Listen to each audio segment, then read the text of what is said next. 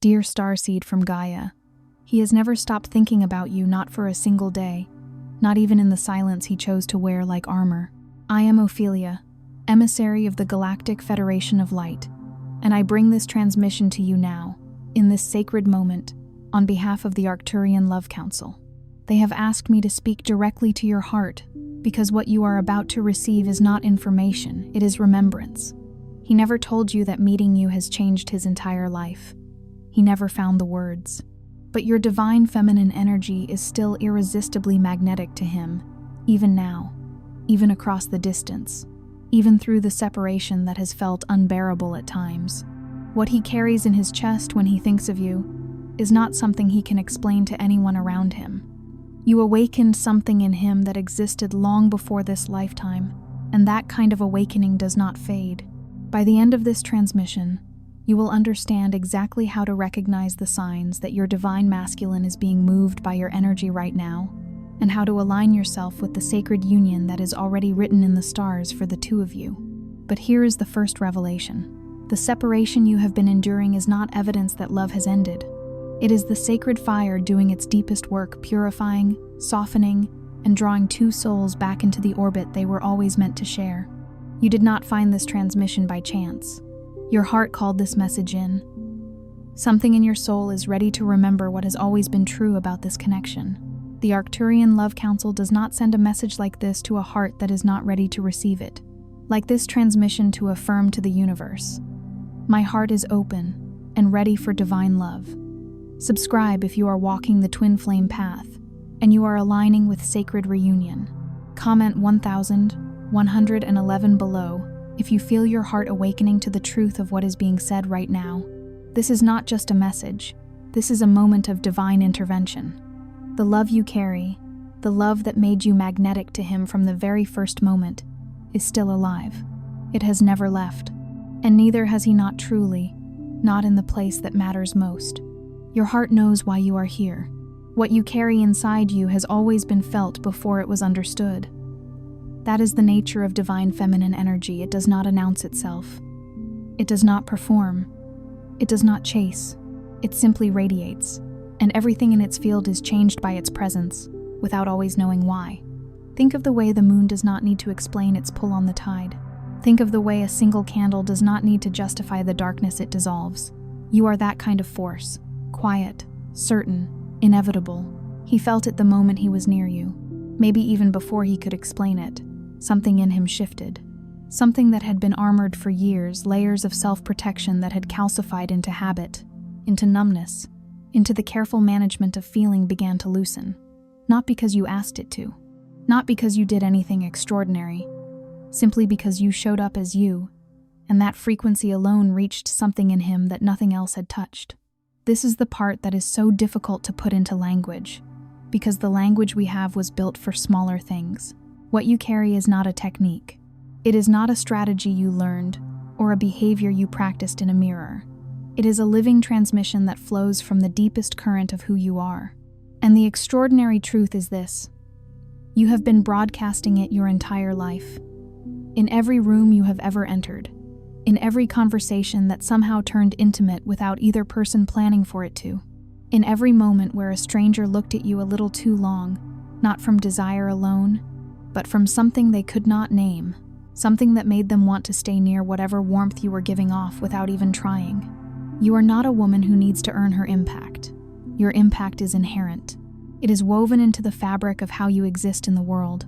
But here is what most people miss in this divine connection. He may never say it out loud.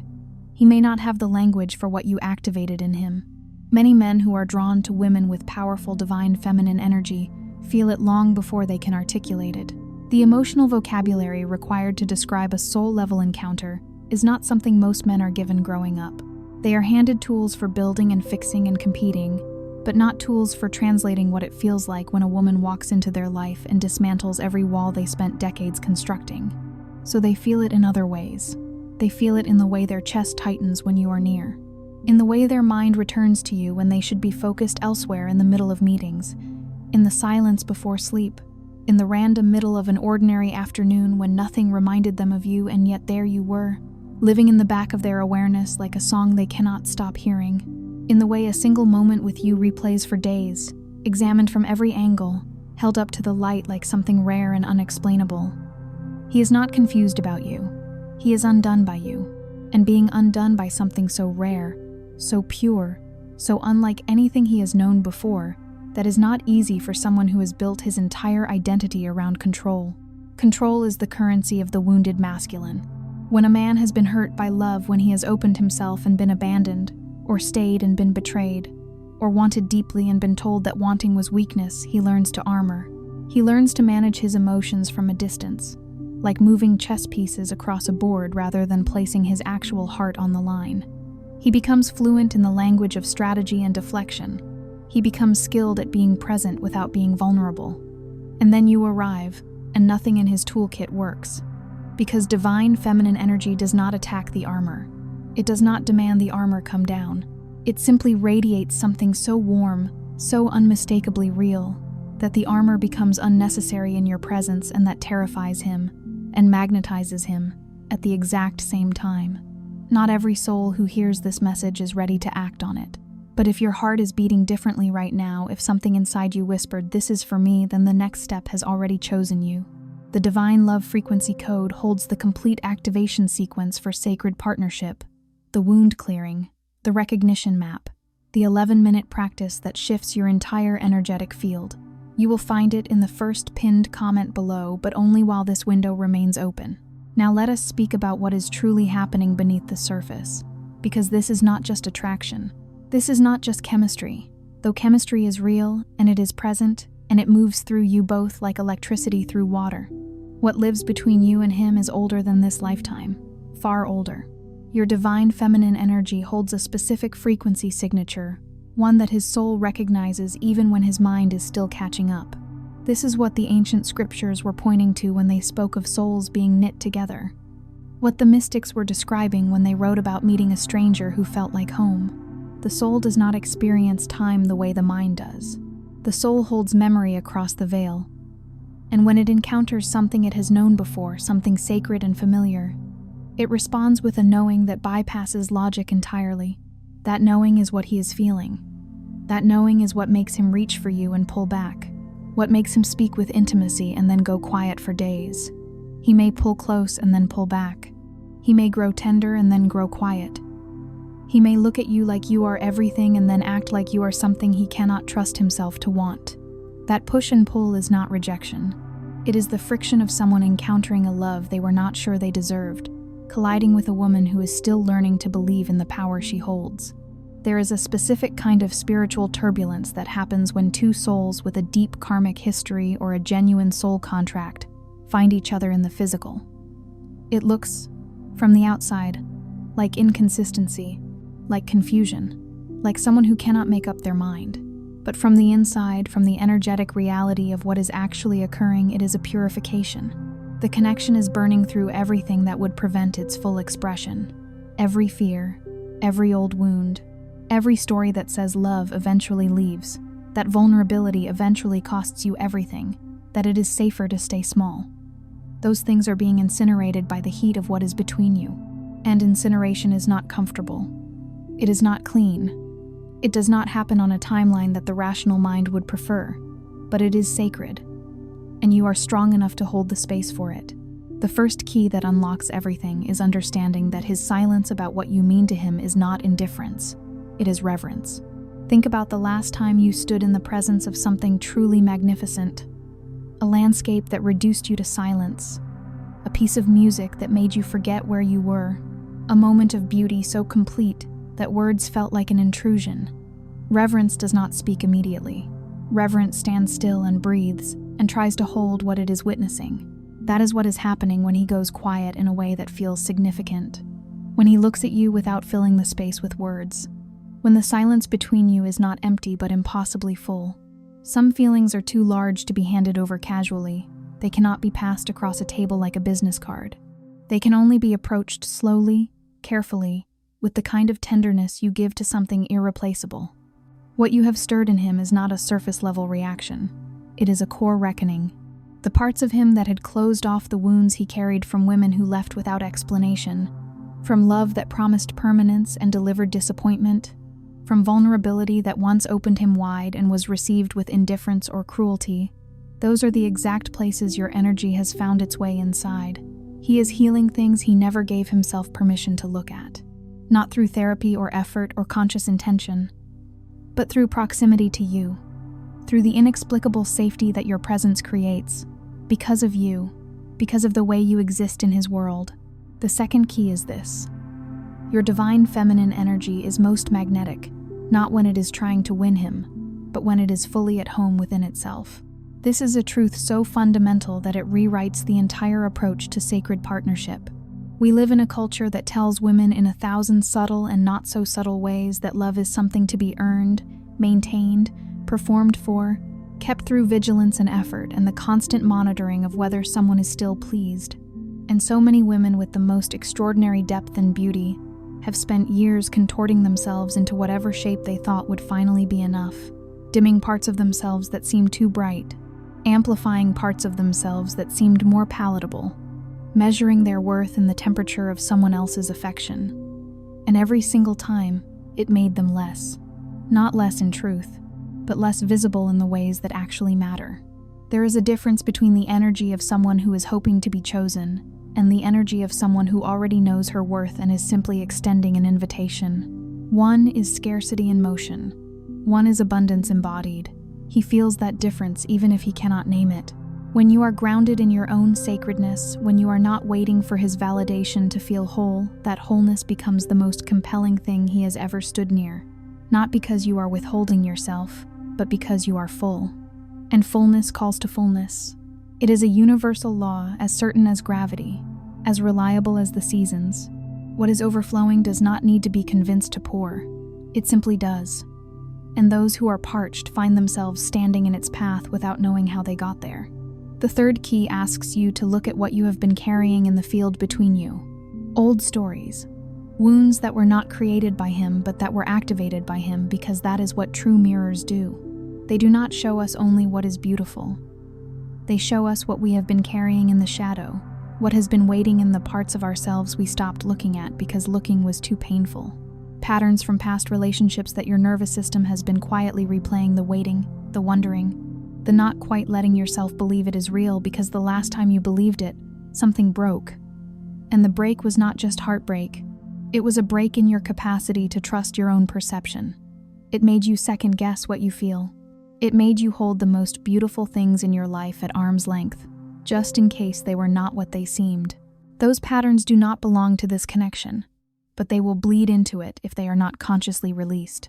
Like ink dropped into water, old pain spreads through the present moment if we do not acknowledge it, name it, and choose deliberately to release its grip. The divine feminine, who is ready for sacred love, does the work of untangling herself from old contracts, not because she is broken, but because she respects what is forming enough to clear the path. She knows that love at the frequency she is calling in cannot arrive fully while the door is half blocked by the wreckage of something that was never worthy of her to begin with. The fourth key lives in the body. And this is where the spiritual and the deeply human converge in ways that cannot be intellectualized. Your energy communicates what your words never say. Long before you open your mouth, your body has already told a complete story.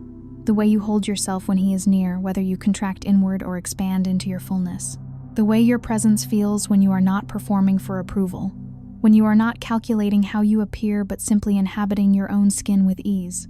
The way your nervous system responds when he looks at you, whether it contracts in fear, scanning for danger the way it learned to in old relationships that were not safe, or opens in trust, recognizing that here, now, in this, you are allowed to be real. Your body is broadcasting constantly, every micro-movement, every quality of breath, every subtle shift between openness and guardedness. And his energy is reading it, the way all humans read energy before they process language.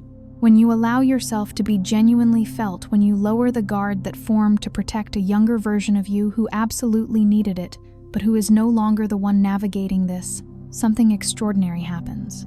He does not just see you more clearly. He trusts himself more around you, because your openness gives him permission for his own. Your willingness to be real creates the container in which his truth can emerge. That trust, not the trust of familiarity or time alone, but the trust of two people who have chosen to be honest in each other's presence that is the foundation on which everything real is built. The fifth key is perhaps the most sacred one, and it is the one that most divine feminine souls resist because it asks them to stop reaching for evidence and simply stand in knowing. You must stop waiting for him to confirm what is already true. He changed when he met you. You already know this. Not as a hope, not as a wish projected onto ambiguous behavior, but as a cellular knowing that lives in your body as certainty, even when your mind tries to argue you out of it. The mind is a brilliant instrument, but it was designed to protect, and protection often masquerades as skepticism. Your mind will offer you 100 reasons to doubt what your deeper knowing is telling you, but beneath the mind's noise, there is a place that does not doubt, a place that holds the memory of every moment between you that could not be explained by coincidence. The way time moves differently between you, hours passing like minutes, or a single moment stretching out into something vast and unhurried. The way something in your own heart shifted when he entered your life, not in the frantic way of infatuation, which burns hot and consumes quickly, but in the deep, quiet way of recognition. Like a key turning in a lock you did not know you had. Stop looking outside yourself for the proof. You are the evidence, your transformation, your opening. Your willingness to feel more deeply than you allowed yourself to feel before all of that happened, because something real was activated in this meeting. You did not imagine it. You did not manufacture it. You encountered it. Honor that. Trust that. Stand inside that truth without apology and without the constant flinching away that fear demands. The sixth key is about divine timing, and this one requires your surrender, which may be the most difficult and most liberating thing you ever practice.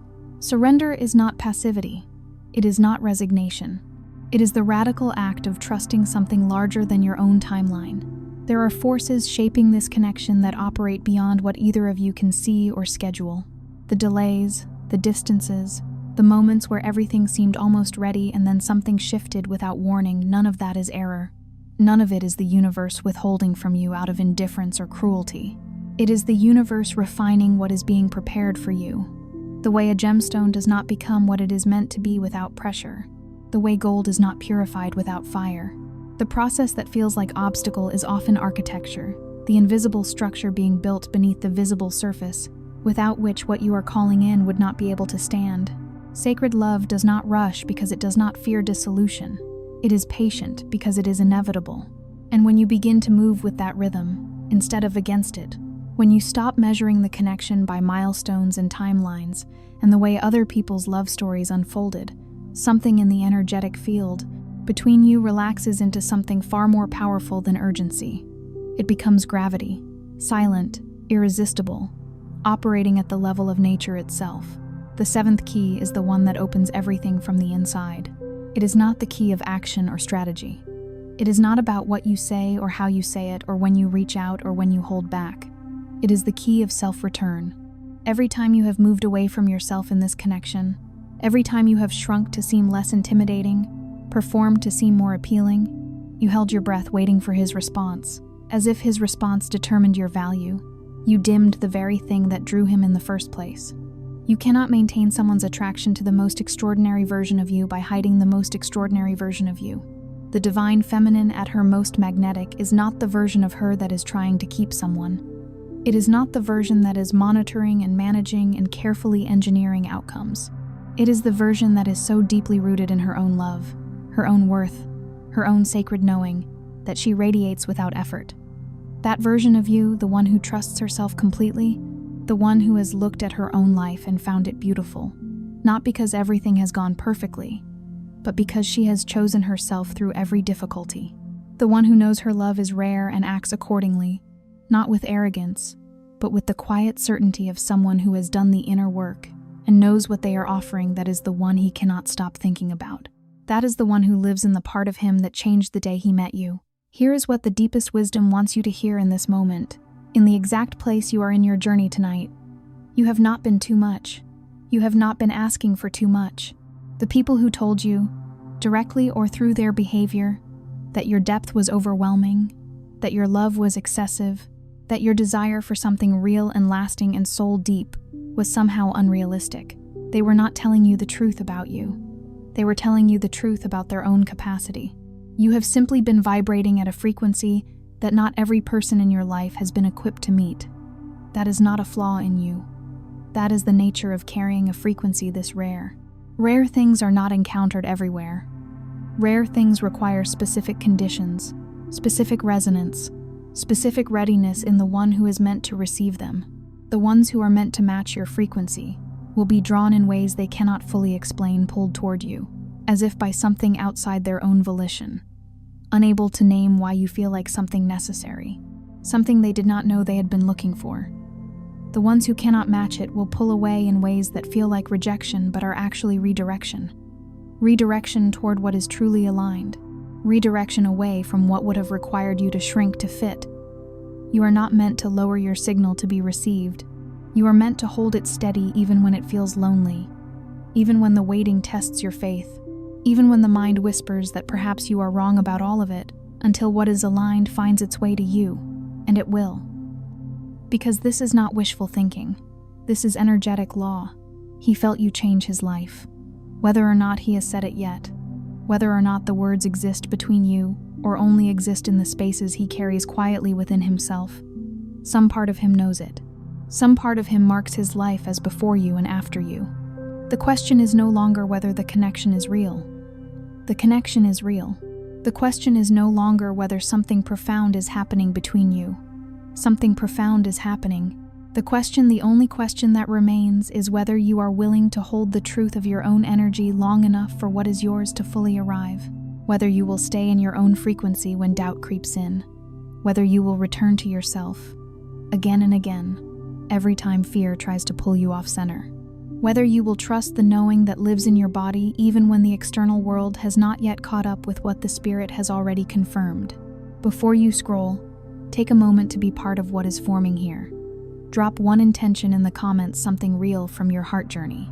Then respond to someone else's with encouragement or love. This is not content. It is collective healing. Love multiplies when hearts connect.